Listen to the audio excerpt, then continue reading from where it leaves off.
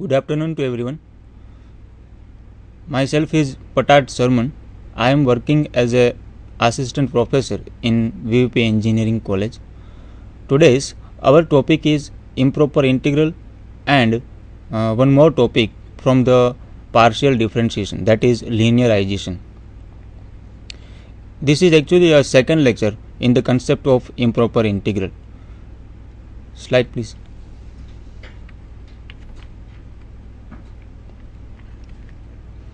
In the last lecture, we have discussed about classification of integrals, concept of improper integrals, types of improper integrals, convergence of improper integrals, examples of improper integrals. In the classification of improper integral, we had classified the improper integral into mainly three parts.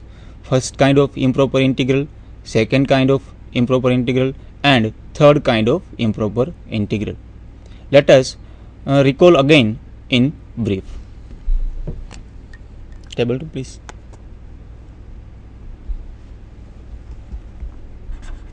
First kind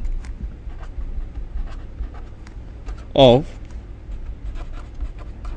improper integral.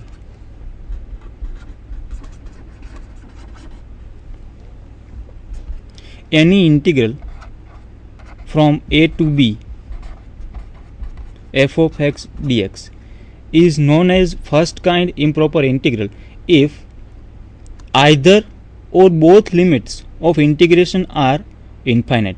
That is, either a is equal to infinite or b is equal to infinite or a is equal to minus infinite and b is equal to plus infinite.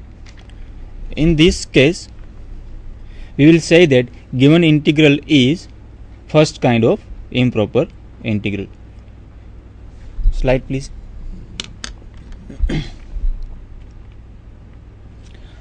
Here stated that what is the second kind of improper integrals. An integral a to b f of x dx is said to be improper integral of second kind if the function f of x is somewhere discontinuous on closed interval ab.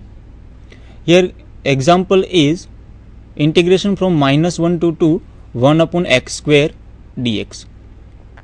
That is, function is discontinuous at point 0, which is lying in the interval minus 1 to 2. So function f of x, which is 1 upon x square, is discontinuous here on interval minus 1 to 2.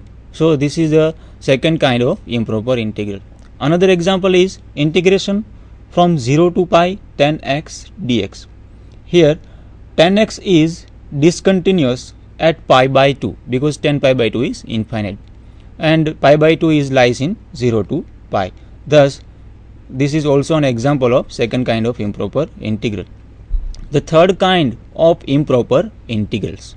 An integral of the form integration from a to b f of x dx is said to be improper integral of third kind if either or both limits are infinity. That means it is of first kind improper integral. And second thing is a function is discontinuous somewhere in interval a to b. That is a second kind of improper integral. So when we say any integral is third kind of improper integral, then we will say that any integration is of third kind improper integral when it is of both kind, first kind and second kind. Here example given to us is integration from minus infinite to 0 sec x. You see here limit of integration is from minus infinite to 0.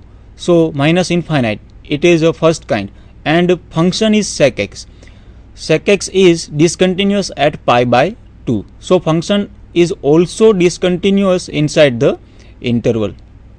So both categories, first kind and second kind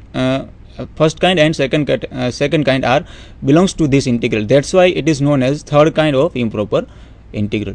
Second example is integration from 0 to infinite ln x dx. Okay, so here we can see that limit of integration is infinite, so it is first kind, and ln 0 is again infinite, so it is of second kind, hence it is a third kind of improper integral. This all the discussion we have done in the previous lecture.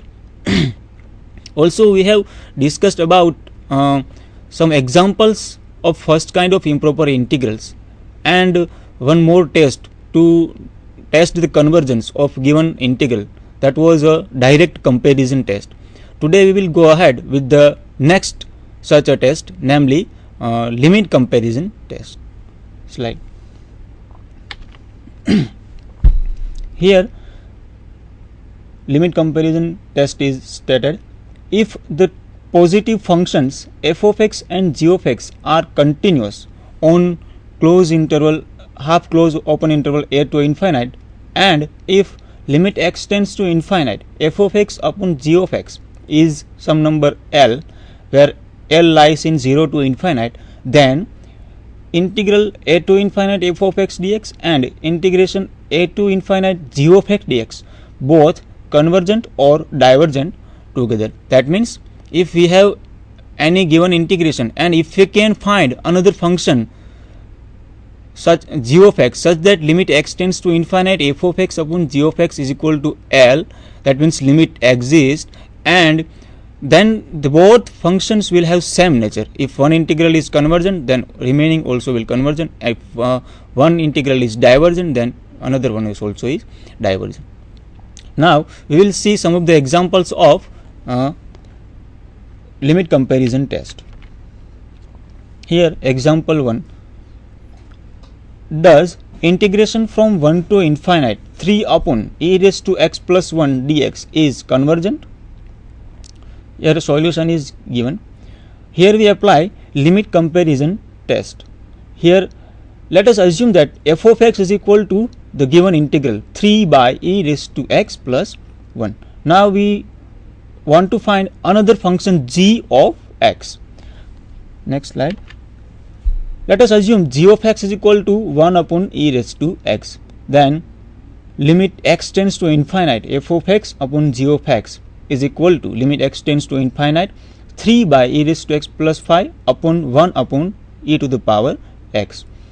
Now simplifying this term, we have limit x tends to infinite 3 e raised to x upon e raised to x plus 5.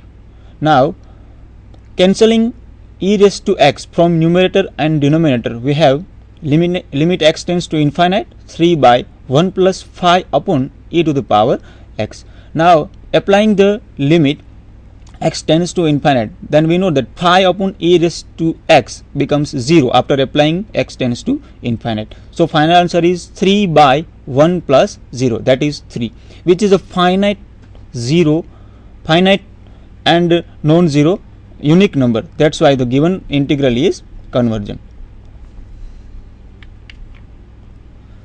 So we have verified that both integrals will converge or diverge, because ratio or limit of the ratio f of x upon g of x is finite unique number. Thus both integral will have same nature. Now we have to test nature of any one integral. So we test the convergence of any one integral. Here we will test in convergence of integration from 1 to infinite 1 upon e raised to x dx. You know that it is the first kind of improper integral because upper limit is infinite. So replacing that infinity by some number b and using the concept of limit, we can write this: limit b tends to infinite, integration from 1 to b e to the power minus x dx. Integration of e raised to minus x is minus e raised to minus x. So we have second term, limit b tends to infinite minus e raised to minus x, upper limit b, lower limit 1, which is same as limit b tends to infinite minus e to the power minus b plus 1 upon e by putting upper limit and lower limit, and again applying the limit b tends to infinite, we have final answer is 1 upon e, that is a finite unique number. So we have verified that integration from 1 to infinite 1 upon e raised to x dx is convergent. But as I told earlier, both integral will have same nature, so the given integral is also convergent. Now we see some examples of second kind of improper integrals. Example 1. Does area under the curve y is equal to 1 upon x minus 2 whole square between x equal to 0 and x equal to 2 is finite? This is the question. We know that area of any function is given by integration. So here we can write area under the curve is given by integration from 0 to 2 1 upon x minus 2 whole square dx. Here observe carefully that if we put x equal to 2 in the integration, then denominator becomes 0. That means function is discontinuous at the point x equal to 2. So 2 is a point of discontinuity. And as per the working rule of improper integral, now we replace that number 2 by some unknown c, and using the concept of limit, we can write limit c tends to 2 integration from 0 to c 1 upon x minus 2 whole square dx, which is same as limit c tends to 2 minus 1 upon x minus 2 from 0 to c, because integration of 1 upon x minus 2 whole square is minus 1 upon x minus 2. Now putting upper limit and lower limit in the integration, answer of integration, we have minus 1 upon c minus 2 minus 1 by 2. Now again applying limit c tends to infinity, we have answer is minus infinite, which is not a finite unique number. Thus we can say that the given integral is divergent. That means we cannot determine the value of given integral. Thus area under the curve is not finite. Here second example is evaluate integration from minus a to plus a 1 upon under root s square minus x square. Table 2 please.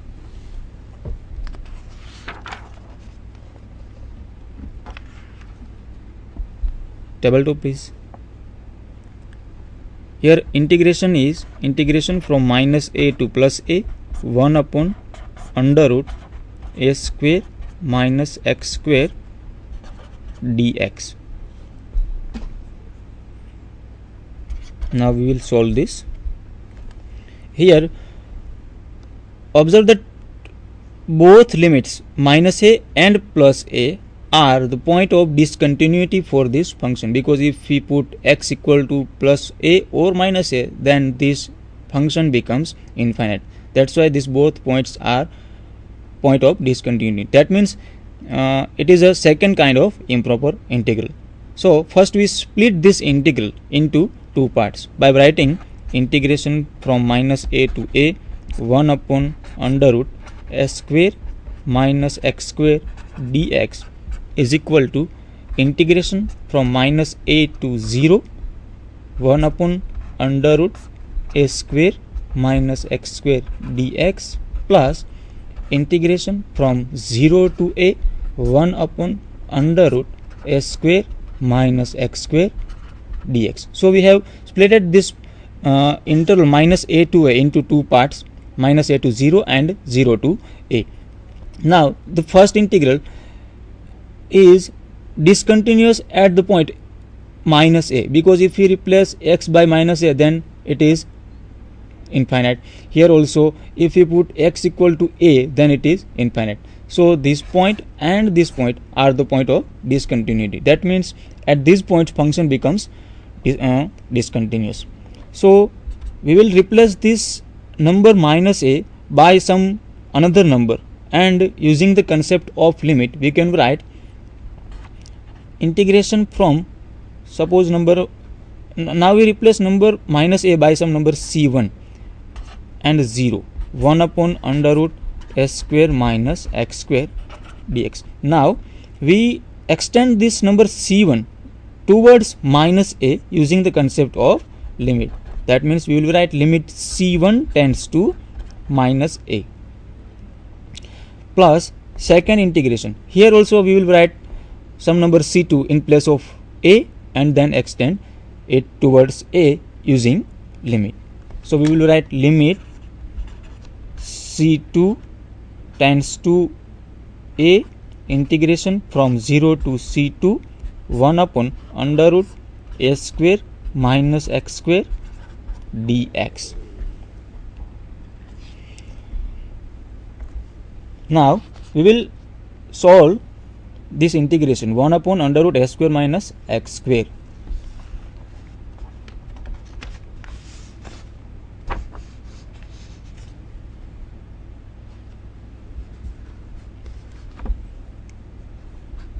Which is same as here integration of 1 upon under root a square minus x square is sine inverse of x by a. So we will write this is equal to limit c1 tends to minus a integration from c1 to 0 sine inverse of x upon a and limit from c1 to 0 plus this second integration limit c2 tends to a integration of 1 upon a square under root a square minus x square is sine inverse of x by a, lower limit is 0, upper limit is c2. Now we put upper limit and lower limit. So this is equal to limit c1 tends to minus a, putting upper limit 0, we have sine inverse of 0 minus putting lower limit, we have sine inverse of c1 by a plus limit c2 tends to a, putting upper limit sine inverse of c2 by a, putting lower limit sine inverse of 0.